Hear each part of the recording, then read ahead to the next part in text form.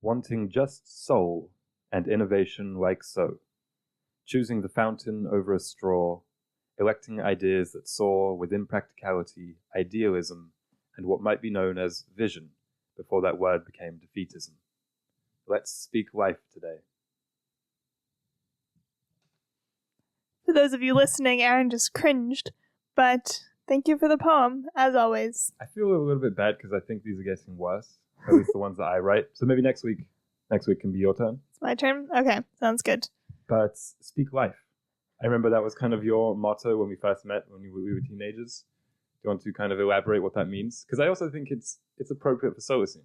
It is very appropriate for Solacene. It's a Christian message. But yeah, it's a bit, what would you say, cliche, overly optimistic, but yeah, why say anything that is going to bring death? And not necessarily literal death, but bad vibes. Bad vibes? Yeah. Really? There's also a song, right? Yeah, called Speak Life by Toby Mac. Shout out to 2012 and those hats that he wore. Yeah. But anyway, on that poem, it was kind of like describing solar sites in general, or I like to think people who are listening to the podcast, they want these things just as in like only soul, and also like as in justice. And soul, that's also kind of that Christian, or let's just say religious connection again, because we do record these every Sunday morning, so it does have a kind of like weekly ritual. It's like the setting the week off in the right way. Mm-hmm. You know, like how people leave church and they're feeling energized and clean for the week. Mm-hmm. That sounds so like arrogant for me to be describing it like that, but I'm just talking about for you and I, not for people listening. Yeah, it's a good habit, and it's very inspiring to start the week. I am reminded that when we were making the motto for Solacene, which is imagining a beautiful, sustainable, tactile future, we debated on doing just in there as well. Yes, beautiful, sustainable, tactile, just. And it still someday could make an appearance. Nah. But we imagined that beautiful and sustainable encapsulated just, like it's kind of assumed that it's not going to be beautiful and like unjust. Right. So just for those of you listening who are wondering, what do they stand for, justice or injustice? We do in fact stand for justice. Well, speak for yourself. But it's an example like there's a famous Scooby-Doo song called Earth, Wind, Fire, and Air, right? Where they're going over the 4 elements. I'll let people track that down, or if you know, you know. But it's funny because it's like wind and air, those, like that's redundant. So that's why we think like if you threw in just, that would be redundant. It'd be like if we said beautiful, sustainable, tactile, pretty. Yeah. Beautiful covers that already. But today we're talking about Solacene devices. We're continuing the internet semester by talking about all the ways that you will be able to access the internet in our utopian future. What about internet connected fridges, Alicia? Do we have those? I don't think so. Okay. So you said you have a meme of the week, right? Yes, the meme of the week that we do every episode. I thought I could start it off early this week because it leads in well to conversation. And it's another phrasal template, which is a term that you brought to our attention last week. And I'm not sure how familiar you are with this. I don't know how big this one is, but it is the meme that goes, born too late to explore the earth, born too early to explore the universe, born just in time to blank. Usually something comedic. Yeah, I've never seen this one. You've never seen it? No. So it originated on some message board I think I read in like 2011 or 2012. And usually that third part is occupied by something kind of silly about modern life. So like a few that I read, it was like, born too late to explore the earth, born too early to explore the universe, born just in time to browse memes. Mm-hmm. Or born just in time to watch The Walking Dead, to experience the McRib, or born just in time to scroll Twitter on the toilet. So it's always something that's kind of self-deprecating, but not just for yourself, for the whole era that we're in. Mm-hmm. And I know it's a point of comedy. It kind of aggrandizes the past and the future and makes the present just seem like this dull, unfortunate kind of intermediate moment. But I do think there's something truth to the two notions of exploration of space and of the earth, and us being in this kind of, it's like, man, there's nowhere to go that's just not on a map, which is kind of stinky. Obviously the ocean, those are like unexplored, but that's out of most people's grasp. And I think like most of the memes of the week, what we try to do is pull some kind of meaning out of the ostensible kind of lightness of it. So I think what this one really gets at is how tedious a lot of modern life can seem. And I really think that's the word for it. Like, it's just dull a lot of the times. That's how it can appear, because what the meme kind of gets at is the past was so exciting, the future's so exciting, in the present we have the McRib or memes. And it's like, this isn't that good. And I know something else people might say is like that there are a lot of frontiers today that we're on, but they just don't pertain to physical exploration. It's more technological innovation. And that's why I thought it'd be a good lead-in for today's episode about devices. But my note on that, like, my response to that is that not every frontier is a good thing. Not every innovation is good. Yeah, that's really true. Because it's like if there was a new frontier, I talked about it months ago at this point, but the commercial space race of trying to get machines to the moon to convert moon resources into oil and stuff to then fuel further exploration. Yeah. And that's just, it's kind of sickening to think about, of already looking towards exploiting other places. So that's place-based, but it's still, I wouldn't say something that should be especially encouraged at this point in time. Sure.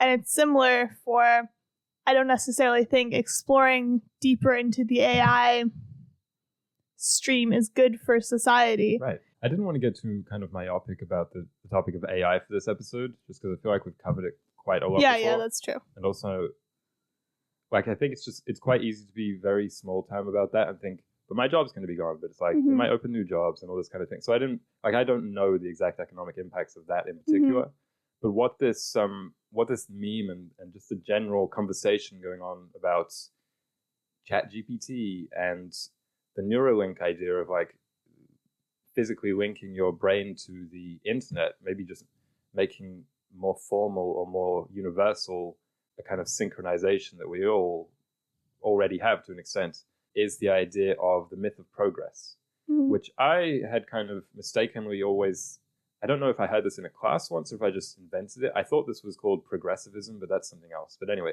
the myth of progress, which basically refers to the idea that the human condition inevitably improves. And I think a lot of us fall into this trap. There's a lot of examples of it, like when you say something is medieval, basically you mean that's bad because it was from the past. Also kind of adjacent to this is the appeal to novelty, which basically means that because something is new, that makes it cool and interesting and better. And I think just as bad as this, obviously, is the appeal to tradition, which I think maybe people would get the wrong idea sometimes about our podcast, that we're just always saying, it was in the past, it was better. Like that's just as bad as the appeal to novelty. Or as there's this funny term that C.S. Lewis coined that I read, which is chronological snobbery. So I just feel like either way, to make that the basis of your value judgments, that's a shame. But anyway, this notion of the myth of progress has been on my mind a lot because of the news, and also because this is kind of out of character and also like not something I like to admit, but I got into an argument on Reddit about something adjacent to this a few weeks ago, which was about AI as a tool and also just about the internet as a tool in general. And I remember the person was basically saying, making what I think is this myth of progress, saying that things just get better with better technology. And they were talking about like academic assignments, be it for high school or university, about how having access to the internet has improved this so much because you no longer have to go to a library and find possibly outdated information. It would take a long time. You know, it's just a lot less convenient and possibly less accurate. And I was asking them, like, but have the assignments, the essays, let's say, in high school or university actually improved with this technology? And they just kind of kept skirting the question and being like, well, of course, you don't think technology would have improved those? And I'm like, in an ideal world, increases in technology correlates to the users being more intelligent, you know, whatever, improved. But I was questioning whether that actually was the case. It's a bit of a convoluted thing to mention, but you know what I'm talking about? Yeah, absolutely. I think in the Solacene, as like, say the Solacene started 300 years ago. Yeah. As we developed these technologies of online databases for academic research papers, we would also be equipping people with the tools to be like, okay, you're going to have a lot of access to information, Right. but you still need to absorb it, because right now you can look at, like, even in preparation for this, I probably read through 5 to 10 articles, start to finish, absorbed very little, because I knew I could take notes, knew I could refer back to them. Yeah. So in the Solacene, I think whoever was developing the internet would perhaps have some kind of safeguards in to make sure that people still were learning. Because even if the essays are getting better, which I feel like just from anecdotal experience, they're not. Yeah. But I think... Are people graduating with more knowledge in that field? It feels like they're not. Yeah. Because if you talk to someone who graduated 50 years ago, from whatever it may be, it could be secretary, like someone who studied being a secretary, or someone who studied management, they can basically quote what they learned. Like, they really internalized it and seriously learned it. But right now, we graduated 2 years ago. Case in point. And I don't know too much about what I learned in university. Sure. So I think it's a bit...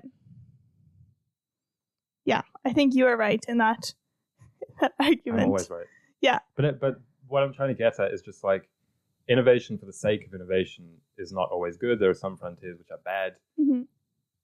Drugs, cutting edge drugs, probably bad. I'm talking about recreational drugs, or processed food. That's something that's interesting. Or a quote that I had: because of the myth of progress, it is much easier to sell a man an electric razor than a straight edged one, which is very true, obviously, and probably can be applied to a ton of different products or just like areas of life. And it contrasts the traditional method, which in this case of razors is cleaner, simpler, and cheaper over time, I believe, to kind of a newfangled thing that, again, because of the myth of progress, people think, wow, this razor is electric and it has this many so-and-sos, it must be better. What's really fascinating about this, I think, is that in the last decade or so, traditional straight-edge razors have made a massive comeback. It's true. Right? Like, it was practically a dead industry, and now has just like multiplied because of interest, I think, because of the internet. Like, I think if the internet hadn't, let's say, happened, or social media hadn't happened, people wouldn't have been able to at least so quickly see through those decades of basically advertising and conditioning, right? The new Gillette model is the best thing. So that's what people mean when they talk about the internet in a positive light, as a democratizing force, because it lets people see through these things. Or like something's happening now, even like processed food or microplastics. People are kind of waking up to these things, and I think a massive part of it is because of the internet, like allowing them to discuss and share ideas and read. So, but there's also this idea that maybe that would eventually happen with social media or the internet itself, i.e. because of the internet, people start to see through the internet or see past it. There have definitely been shades of that on the internet. You've got exactly to the point that I was thinking of when we went and watched that compilation of advertisements from the 60s or whenever it was. And it was like, everything was super plastic, super processed food-wise. And you could see without the internet, people would still be probably eating a lot of TV dinners and relying solely on, what are those? That's so sustainability of me. Paper towels. Forgetting the name of paper towels, but like everybody would be using those for everything. Yeah. But because of the internet and because of a kind of dissemination of ideas being like, this is kind of silly, like we just have cloths, or we just have, like, it's easier to just do food this way, people would still be buying into it. Because when you picture like the kind of 50s space age home, it's like everything was super processed, everything was mechanical, and or like their idea of ideal was that because it was sold, like, there's a lot of reasons, but it was sold to them by General Electric and by Ford, and those corporations, obviously, they want things to be cheaper, and they want to make more money. So like Gillette probably makes more money with the razors, which are something of a lifetime subscription, because you have to keep buying them when they break and that kind of thing, rather than some like old-fashioned metal working company who just sells the blade. So basically, I think it lets us kind of see past corporate speak sometimes. I don't want to talk about the internet like it's wholly free from this, because we've spent enough episodes kind of decrying how the internet is bad for those regards. So there's a benefit. Yeah. So I'm going to tell you about the negative impacts of devices in particular. So not just the internet, but the physical devices and what they do to us, just as a sort of primer, and then we can jump off of this into more solutions. But the physical impact is that it's causing nearsightedness in kids as young as 4 to 5, like looking at screens. And this was interesting because we both had this kind of pet theory about how kids' eyes look slightly different. And we're like, it must be because of screens. And it's true. So it isn't exactly talked about how the eyes appear, but it does to an extent. I read a few articles about how it changes the eyes and the appearance of the eyes because they can't see things that are far away. Yeah. And it made me spooked to an extent thinking about my own eyesight, in that sometimes things get blurry when they probably shouldn't. And it's not like I have very good eyesight, but I find when you spend a lot of time on a screen and then you look at something that isn't the screen, it's like takes you a second to orient. Yeah. I mean, it's funny because even anecdotally, when I was younger, let's say because we're 24, so I'm 24, so it's easy to kind of split our lives in half. Like 12 years ago in 2011, I would say that's a decent like cutoff point pre-social media, like massive social media, and the so rapid adoption of it. I was thinking about recently how it flipped, like within a decade, kids shouldn't have phones to you have to get your kid a phone, otherwise they'll be left out. Or for instance, in my family, and I'm not sure how, like I don't think this was based off of any scientific leaning, but my parents would always say, don't sit too close to the television, or don't sit too close to the computer. And now it's funny because our couch in our apartment is probably 3 inches away from the television. It's not 3 inches away from the television. It's very close though. We have a very small apartment. But I'm just saying it's closer than I think a decade ago or maybe a decade and a half ago would have been deemed healthy. Also, they would say things like, don't stare at a computer too long. Don't do it in the dark. Don't do it when you're sick or when you have a headache. And now those things would just be like a boomerism, right? It would be like, oh, that's ridiculous. But it's like, well, why would that be good for you? Yeah, and also like we're not sitting this close to the TV. And most people aren't, like sitting literally a few inches away. But then we have our phone and it's, it will always be less than a foot away from your face. So it's kind of crazy. It also is disturbing sleep cycles, which people know, because our circadian rhythms are regulated by light and by the sun. So like when the sun beams in the morning, your eyelids are 20% transparent or something. So they absorb the light through. And then, they'll wake up, and same at night as the sun sets, your body starts releasing melatonin to tell you to go to sleep. But if, as the sun's setting, your apartment is fully lit by these blue screens, and blue light is what tells your body that it's daytime and that it doesn't need to release melatonin, it'll then be hard to fall asleep. And it can throw off your sleep cycles, which then cause stress and so on. Think about how everybody wakes up, their phone alarm. And then so immediately there's a screen, you press it, and then it's like, oh, I have a notification from such and such, like always. Yeah. So that lead-in is just terrible. Yeah. I also wrote here, I don't not believe in EMFs. What's that? And that they're bad for us, electromagnetic frequencies. So that's very hippie. But I'm like, I don't see why these would be just good. Like, if anything, they're neutral. But I feel like they're probably bad. So what they are the frequencies that our devices give off to connect to the internet and to connect to each other. So they're just like radio waves, but they're a different type of wave, I'm pretty sure. And they, like, all of the research into it is still very, you can't tell if it's just like apple cider vinegar science or if it's real science. Yeah.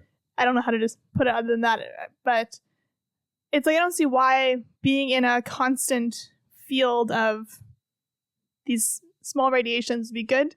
Specifically, I remember my great-grandfather like being very, very adamant about if you have the microwave on, stand away, like don't stand and watch it.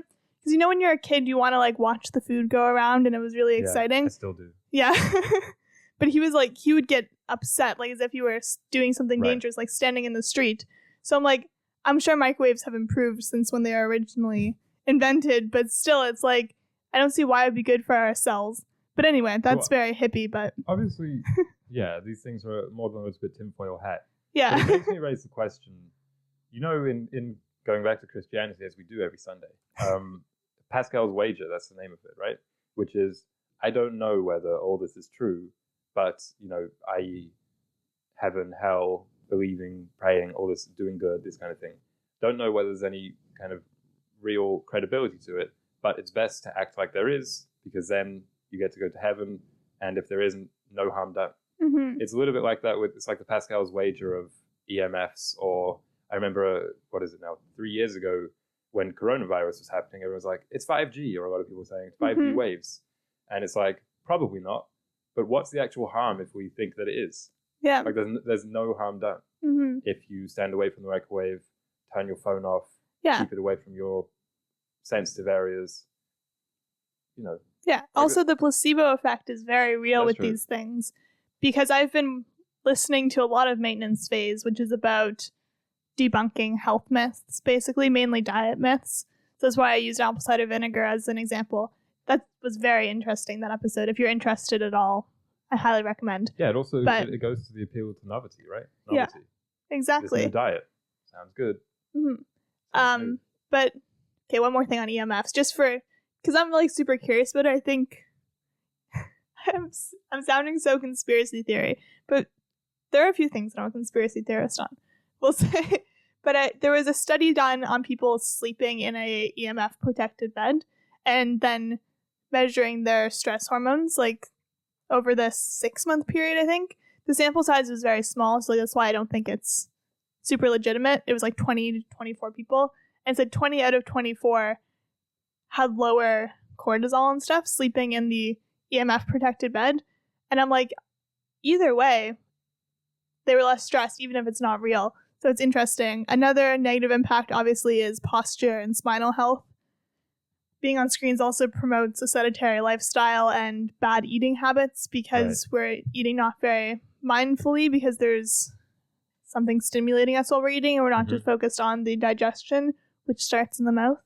And this is kind of where I didn't really finish the point about the myth of progress, and my petty argument on Reddit is that if innovations, so-called innovations, aren't improving us physically, mentally, socially, if they're in fact degrading these things in addition to the environment, then what's the actual innovation? Because I think all those things should be basically the goal of humanity, and all like our pursuits and innovation should be to make people stronger, smarter, socially better, quality of life up, and happier. And it's like, if people aren't actually happier, then, Yeah, it's just like GDP is always the universally upheld measure of progress, but the wellness index is much more accurate. I mean, there's something also to be said for like relative happiness, because someone who's like objectively in quite a bad state could be happier than obviously like a CEO or something like that. Yeah. But there's things like, I don't know, child mortality, like that plays into it. So. Yeah, for sure. We didn't talk about the environmental impacts of technology and the internet yet. So maybe that's something we can do next week, is talk about how it impacts the actual climate, because this is a podcast about being sustainable, but we think all of this feeds into it. So maybe we can talk about the actual environmental impacts next week. Damaged hearing from headphones. Right. Because you're born with a certain amount of hairs in your ears that sense the sounds, and as they are damaged, they don't regrow. So if you damage your hearing with headphones, like, you can't get it back unless you have cochlear implants. Or have you ever accidentally put the headphones in on your phone with all volume up or on a laptop? I burst my eardrum in the winter. Doing that? From doing that, yeah. That's the worst thing. It's so bad. There's some devices, I'm not sure which one it is. I think it might be your laptop, that when you put headphones in, it doesn't change the... No, my laptop does go down. Maybe your old one or something like that. Yeah. But I was shocked with mine that it does that, because that is really nice. Well, that's how it should be. Yeah.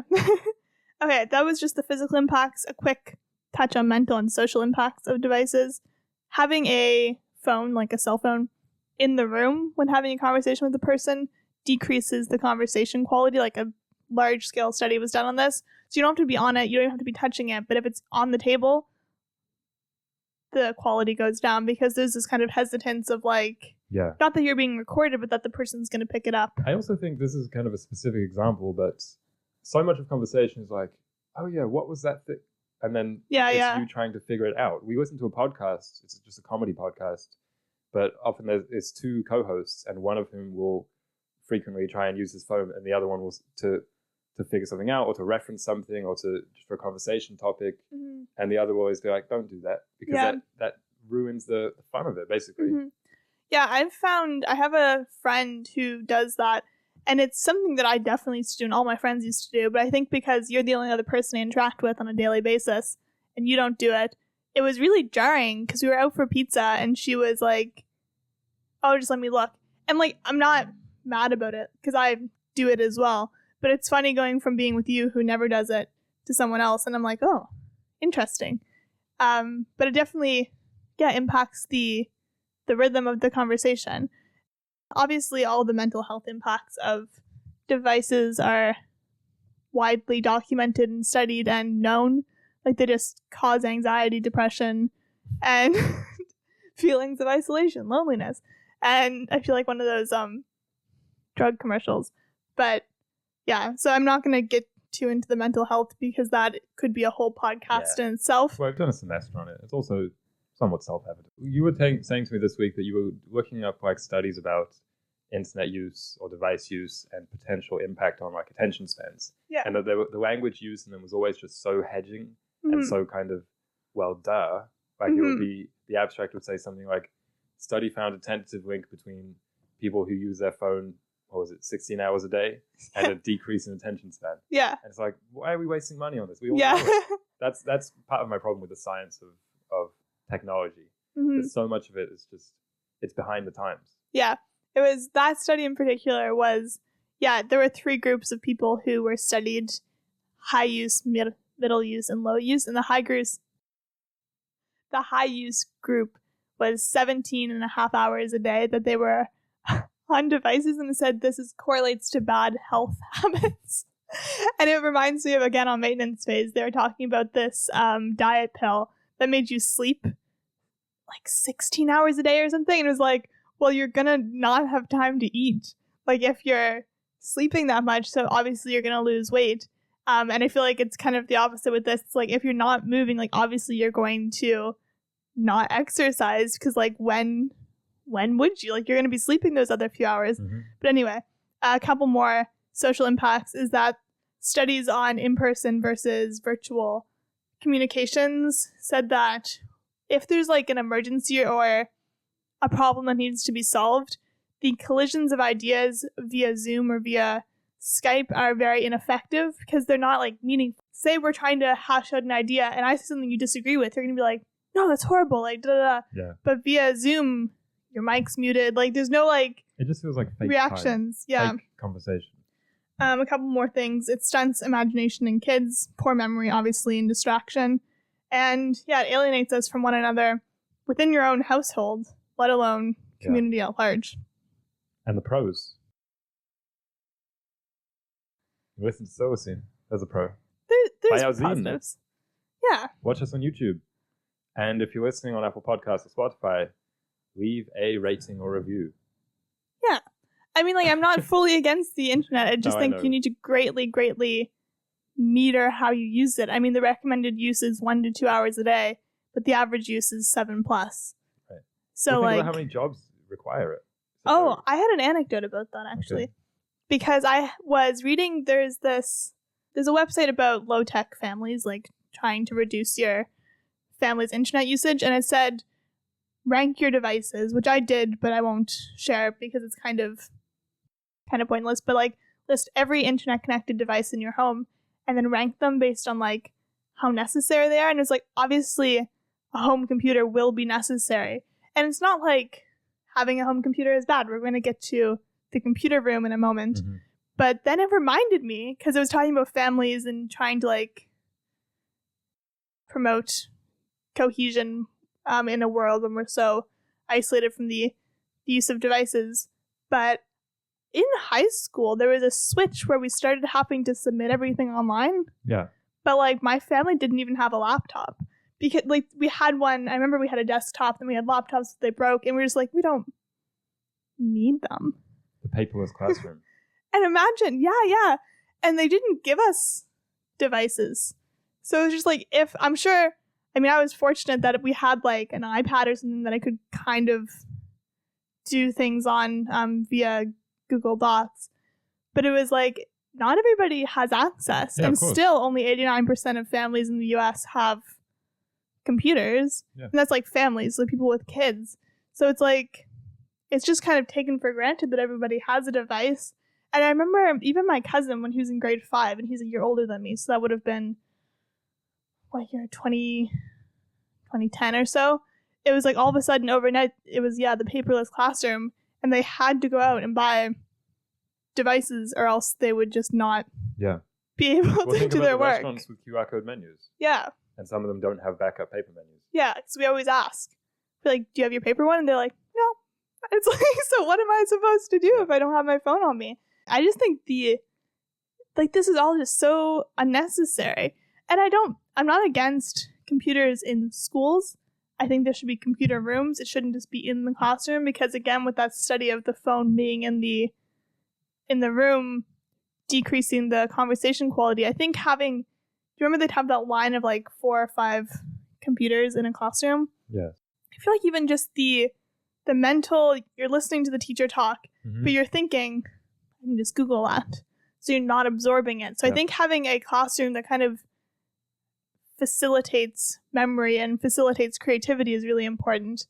But yeah, on that anecdote, I remember being in grade 12 or something and having to like go to school early and sit on one of these laptops in like the biology room and transfer all of my stuff onto it because I had to like handwrite my essay or whatever. And it was just like, I can imagine how alienating this would be for young kids. Like, fortunately, I was old enough that it was like, whatever. Like, it didn't impact me socially. Yeah. But imagine I can only imagine how horrible that would feel if you were a young kid being like, well, we don't have a laptop. Or we don't have even a phone that I can use for all of these things that are completely necessary. It's tragic. And also the solution a lot of people would say to that is, schools need to provide laptops and such. Yeah. It's like, why not just provide paper or have paper? What's wrong with that? It feels good. Yeah. I mean, people would talk about the sustainable impact of that, which is a joke for grade 5 classroom. They'll use like one notebook a year and it's like, well, the paper, the trees. Do we have Solacene recommends for today? I had one. Okay, you go. I also think I have one. Which was, there's a video on YouTube, in keeping with the internet semester, a music video cover by Vampire Weekend of a song called Sunflower. They have a song called Sunflower, but this is a cover of the Post Malone one. I think it's on the BBC covers channel. And there's just something about this song or this performance that sounds so like sunny and it makes me happy always. Do you have any songs that just make you happy when you listen to them? Yeah, for sure. Yeah, this one makes me happy. It feels very like Solacene in a weird way, because I always picture Solacene being like someone who surfs. So, yeah, and I'm not going to elaborate on that. Okay, my Solacene recommends, I mentioned it last week, but I finished reading it, and it's called Life in 5 Senses. It's a book by Gretchen. By Gretchen. Sorry, Gretchen, I don't know your last name. But it's about living life and trying to engage all 5 senses. And I heard her on the Happiness Lab, I'm pretty sure, or on Being, one or the other. Oh, your pods. I'm sorry, my pods. Talk about it. So if you don't want to buy the book, that was a great interview, and it really did summarize the book to a T. So you don't have to read it, because reading it, I was like, I had got the gist from the podcast, but I'm still glad I read it. And it's about, engaging all 5 senses. And she went to the Met every day for a year. And inspired by her, I've gone to the Montreal Museum every day for a week, which is not as big an undertaking. Well, but it's still been a very Solacene experience in that my original plan was that I'd get through the whole museum in the week, but I got through one exhibit. That's even more Solacene. And it was, because I reached a point like day 3 or something, I was like, I should just walk through and then go through the rest of the museum. But it was a very, like, I feel like it changed my brain chemistry, as the internet slang goes, in that my goal was to read every single description of all of the items. And I did that for an entire exhibit. So now they're kind of lasered into my brain and like I remember it. And I imagine if I went back and they had maybe loaned out a piece to another museum or whatever, I would note it, whereas before I wouldn't. And yeah, I just recommend trying that activity of going to the same place every day for a set amount of time.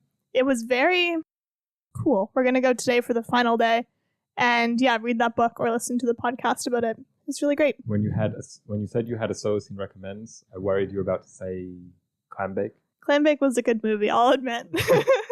So talking about the Solacene device ecosystem, which is kind of the purpose of this episode, I went a little bit minimalist with my pick. Also, we haven't conferred on this, which is kind of fun.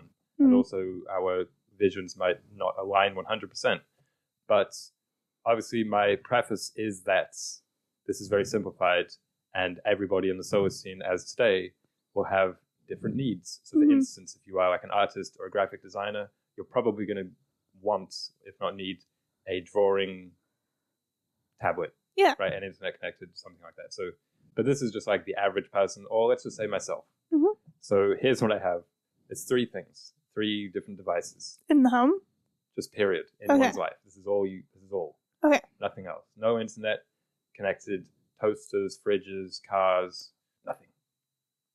Okay. So the first one, I'll go from small to biggest. Okay. Is a watch / Tamagotchi. That's what I've written down. So necessary. And let me get to it. My vision for this is something really Jules Vernean. Something really Vernean. Something that looks like a part of a submarine.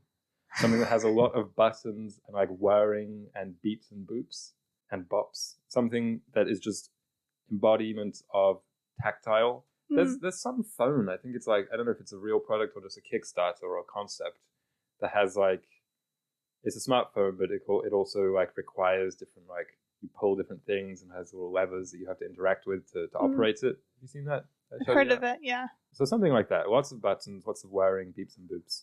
And the primary goal for this is health, because that's something that I think is really awesome about the smart watches, that they can monitor all your different health signals. I think that advancement, like that's where more innovation, time and effort and money should be going, so that people will know more about themselves. I think if we could like test our own blood or something crazy, like I just think there is no limit to this. Yeah. That's the thing with sustainability. It's like this can never really get too much. Yeah. Because that's a good thing. That's where we should be. So we should be going. It'll make us healthier people, and that's great. And it makes sense to have that be portable, and maybe it monitors your sleep or something. I don't know. Maybe it doesn't have those evil rays that you were talking about, if those exist. Yeah, that was my number one device as well, was some kind of health device that doesn't currently exist. It doesn't have to be a watch. It could be some kind of a station. But yeah, that you can upload. I like the portability of it, though. Yeah, that's good. I think also with the watch, with the portable device, making friends, exchanging details or data, or as we talked about in a long time ago, like in a Nintendo 3DS Street Pass style, just always buzzing when you pass someone who has similar things set to you. So it's more kind of a geographic social media, which would be very helpful. So something like that, but it has such a small screen, which I know is people's complaint with the watches. It's like the smartwatches today. It's like, oh, it's a small screen. You can't do anything on there. That's the point. It doesn't have you scrolling and you're not really spending time looking at it except to check the time. Or perhaps it has that like walkie-talkie function that the Apple Watch has, which I think is really fun and would make you feel like a spy. And maybe you can listen to music on it. I'm not sure about that. Yeah. I like this because it has all the things that I like about the mobile devices, but without the screen, therefore without the addiction. And obviously we can get addicted to things like the pedometers. When those were a fad, people were like addicted to counting their steps or whatever. But it's like, is that that bad? Yeah. For the most part, no. And yeah, I think the health, just more and more health options at home. I learned the Apple Watch, the newest one, can like take your temperature, which to me is like so cool. Right. Because like if you woke up, because you know when you're sick, you're like, do I have a fever? It was just like you and just also kind of you know. never have a thermometer in the house. It's Yeah. like, I thought we had one. No, Yeah. that disappeared. And also, because my friend was telling me she was about to buy one, and she was like, it can track your cycle from your temperatures, because that's a thing that you can do, is like your temperature drops at certain points during your cycle. And I was like, this is amazing because I never take my temperature. But this is where technology should be going. I know, it's so cool. We shouldn't know less about ourselves than we did 50 years ago and be less healthy, but in the main, it seems like that's kind of how technology has taken us. Yeah. And the reason I say part Tamagotchi is because, as I said, with the interaction, I just think it should have a fun aspect to it. Yeah. I think there should be, like, it looks like a tool. Like, it looks like, I don't know, something mechanical, but also something steampunky almost. Yeah. But that's the fun. Yeah, that's cool. I had a positive device is like security in homes. I think that's kind of cool. In the Solacene, hopefully you won't have to be as afraid of people breaking in or like any kind of security issues, but even just with like fire monitoring and gas monitoring and stuff, I think having those devices connected to some kind of internet where they're monitored, like we don't need access to it, but like they're wired in. How apartment buildings are wired directly to fire stations, so if the alarm goes off, the fire station knows.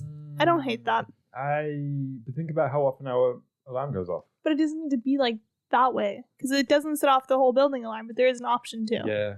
So I think something like that would be interesting. Generally, I don't really like that vibe of like, you know, the ads are always like, oh, check your home while you're away. But that's not what it is. It's connected to some kind of central place. But why do they need to? So they can dispatch whoever. Yeah. I mean, it's very like, I mean, I'm not super afraid of monitoring the way that a lot of people are, I think. Surveillance or whatever. Maybe I just have an unhealthy confidence in myself that I would be able to deal with any fires or break-ins. But what if you're on vacation? Then what happens? Your things are stolen. So be it. I'll track the man down. Okay, the next thing of mine is a home system / smartboard. So maybe security can be wired into that. I don't know. But basically, this is the massive, I don't know why I'm just picturing it as like a big screen on the wall. Like a smartboard. Like a smartboard into which your Tamagotchi is plugged. Because something I like, and I know people don't like these, and I hate them, but I love them, is USB sticks. Love, hate. Definitely love, hate. Why do I hate them? We all know why. We all know why, guys. This would be like my stand-up comedy routine. You put it in, that's the wrong way. You try it again, that's also the wrong way. It needs that magical second flip. Third flip. Yeah. But really, you're flipping it. Yeah, I see. I'm sorry. The third attempt. I don't know why that's the case. But anyway, so that's why they bother me. But why they fascinate me is because it's just this little physical stick that carries so much. And there's a little, maybe you uncap it, or it's like one of those that you flick open the thing. Yeah. Bang.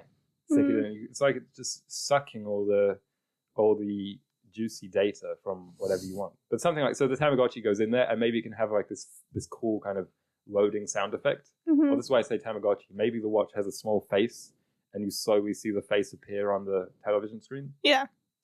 So this is more for, maybe this has more storage that can log your data, or it's actually a little bit more kind of internet friendly, so you can check WebMD or whatever it may be. I don't know. But mostly I picture this as the, 2013 to 2016 Nintendo commercials for the Wii U.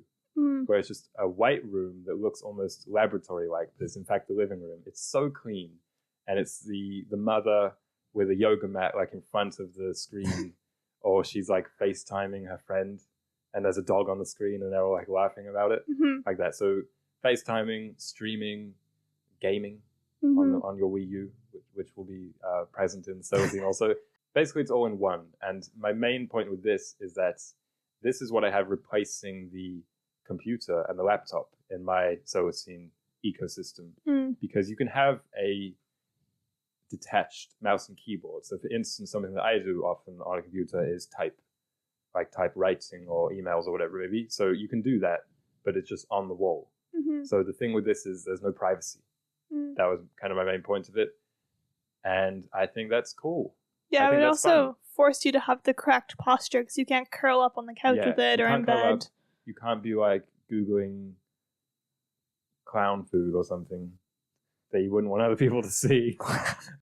And I thought along this notion of openness, because I think that would also eliminate a lot of vices people have online, we should log for a week our internet use and share it next week. Okay. We don't have to go into the nitty-gritty, but like generally speaking, every search you make. Okay, and then put them on a graph or whatever. Well, we're going to share it on the podcast. I don't know. The podcast is us holding the graph up to the microphone. Yeah. You guys hear that? Bars. Maybe yours would be a circle graph. Okay, a few things. I'm just going to rapid fire them for my Solacene solutions. That it would never be required, the internet. So no QRs, none of that. Everyone would have a innate fear of being a phone zombie. So there'd be a lot of movies made about kind of Wall-E-esque, but about people like walking into the street and not even looking up despite everyone honking at them. Everyone would have a fear of that. Right. There'd be a lot more literacy with tech and regulation that isn't lobbied by tech companies or by people who are addicted to the internet. So, like, when a device is put out, like, when I was reading about the EMFs, it was like, well, they all have the acceptable limits, but it's like, do we know if these limits are actually... Long time, of course not. So, we don't know. And what am I trying to say? So yeah, it wouldn't be lobbied by that. It would just be genuinely always in the best interest of the people and of society. And yeah, our lifestyles would be enabled to be low tech.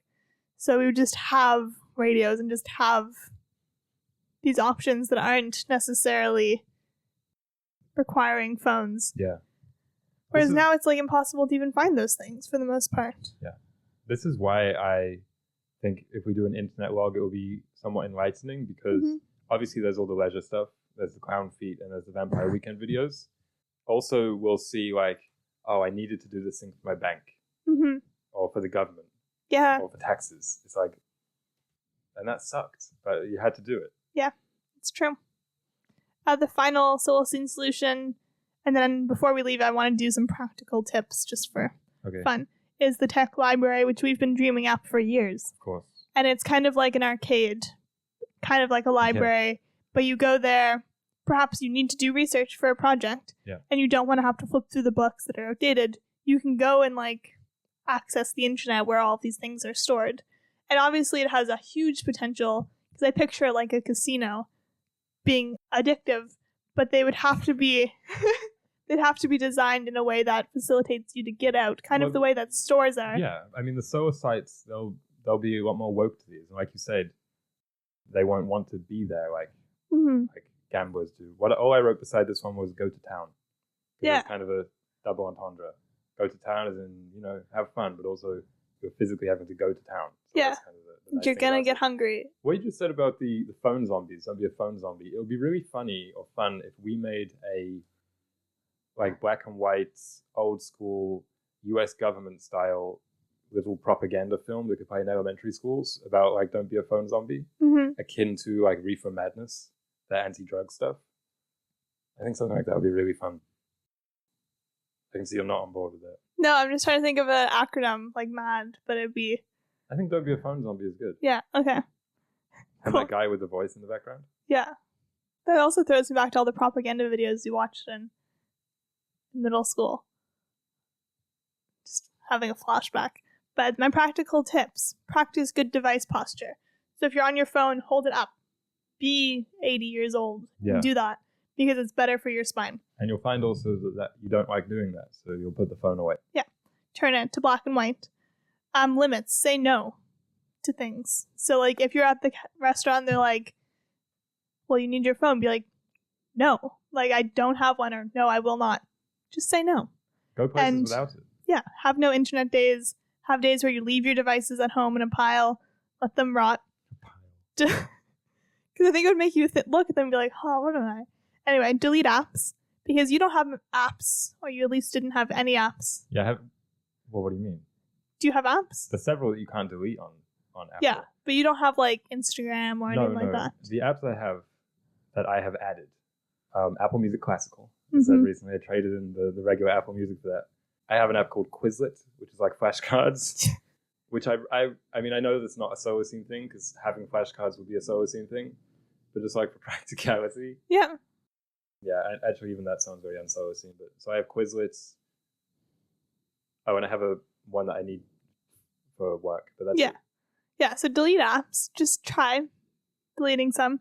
I wrote maybe even contacts, which is like kind of extreme. But again, don't know why this cousin was on my mind this week, but I have this cousin who doesn't have any contacts. Because I remember once being like, oh, can I use your phone to contact like a mutual friend? And he's like, yeah, sure. And like gave it to me and I was like, but where's his number? He's like, oh, his number is da da da, and just like recited it. I was like, but what does that mean to have contacts? The numbers, like people's phone numbers. But how can you delete them? Because if they've texted you before, then... But the names. So you have to kind of memorize who's who. Oh, I don't have the names. Okay. You're the only one I have just because I like the picture that I have. But I find that's something you could just try it out, trying to memorize people's phone numbers or even writing them down in a book. Install low-tech devices in your house. I installed a thermometer in our window. Right. And you said, well, why not just go outside and feel the temperature? Because it's just, like, it's interesting. I like knowing the temperature. Well, it means you don't have to use the weather app. Exactly. Or get a radio, get a music player, what have you, a clock. Wow. A watch. What a radical idea. An alarm. An alarm, yeah. And just try it out, because I've found doing these few changes have already helped us quite a bit. And sunrise, sunset, experience them. And finally, be honest with yourself about how the internet makes you feel. Because it's easy to trick yourself into thinking, well, I watched Netflix on my TV for 2 hours and I'm relaxed after work. But studies show that it just ups your cortisol levels because of the excitement and so on. But reading a book with highs and lows doesn't do that. Just be honest with yourself. Try to be transparent, because we kind of fool ourselves into thinking we're relaxing when we're really stressing. Okay, thanks for listening, everybody, to this week's episode of ATP, Alicia's Therapy Pod. Just joking, it's Solacene.